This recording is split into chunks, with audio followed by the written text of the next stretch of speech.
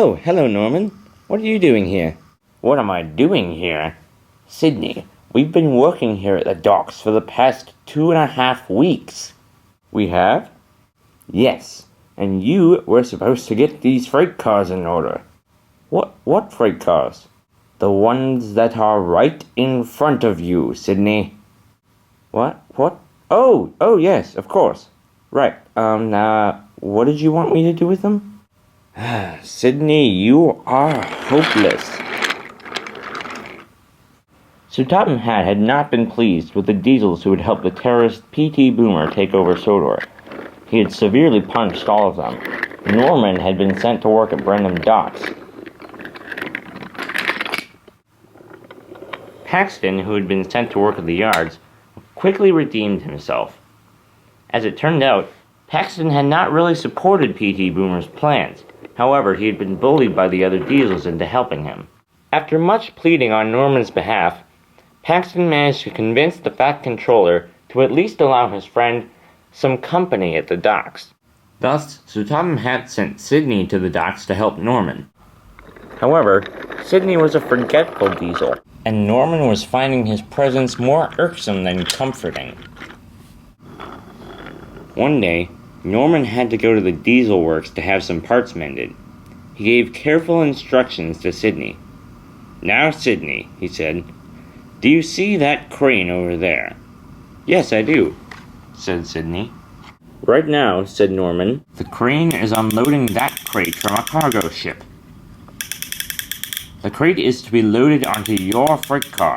You are to follow the crane operator's instructions to have it properly loaded onto your car." "Okay," said Sidney. "Good," said Norman. "Oh, and one other thing. Make sure you stay off the outer line. A passenger train is going to come through in a few minutes, and it could hit you if you're on it. Do you think you can remember all of this?" "I'll do my best, Norman," said Sidney. "Very good," said Norman. And Norman left. Meanwhile, at Knapford Station, Gordon was preparing to leave with a special train.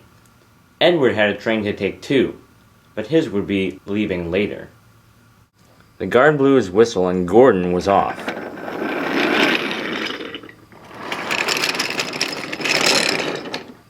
Just then, Percy panted in. "Edward, where's Gordon? He just left. Why?" "There's a bad bit of rail outside of Henry's tunnel." "Is Gordon going that way?" "Yes, he is." "Oh no," said Edward. "He could have an accident." The two called out frantically to Gordon, but it was too late.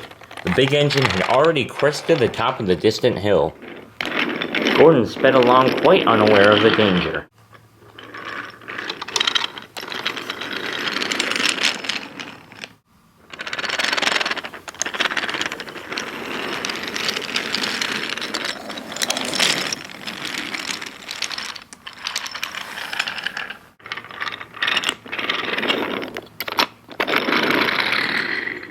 He entered Henry's tunnel without a care in his mind.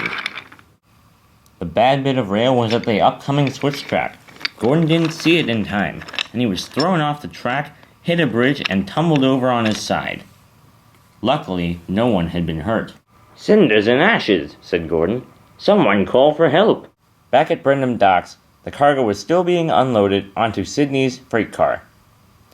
"Okay, please move back a little bit, Sidney," said the crane operator.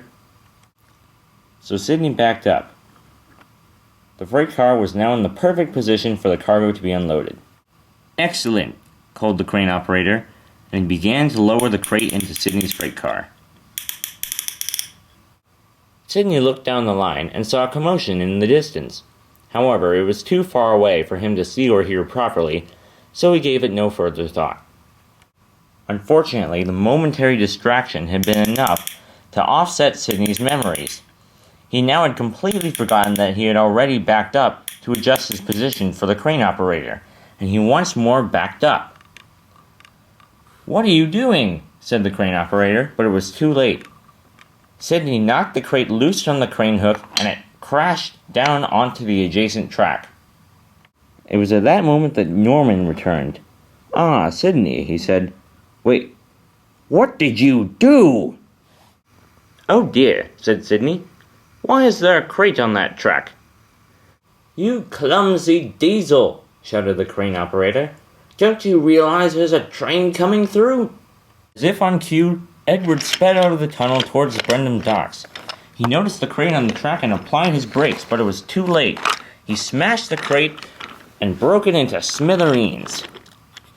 He skidded for several more yards before coming to a complete halt. "Sidney!" cried Norman. "Look what you've done!" He backed up to speak to Edward. "I'm so sorry," he said. "Sidney's a bit of a forgetful engine, you see, and something must have gone wrong." "It's okay, no need to apologize," said Edward. "I'm not hurt, and in fact I think I'd like to thank Sidney." "Thank him?" said Norman. "But for what?" "Look down the line," said Edward, and sure enough, down the line was Gordon in his wreck.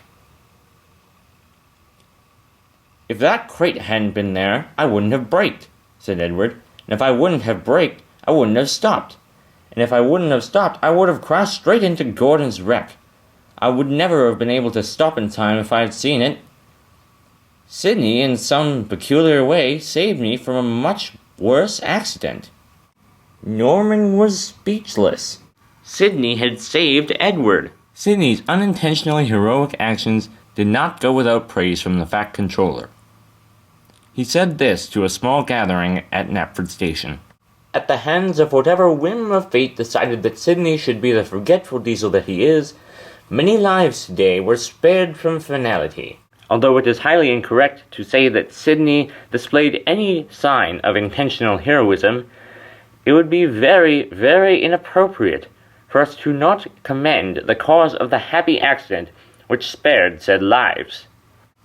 The gathered engines cheered for Sidney. Sidney remains a very forgetful engine. However, this would be one day that he would remember for the rest of his life.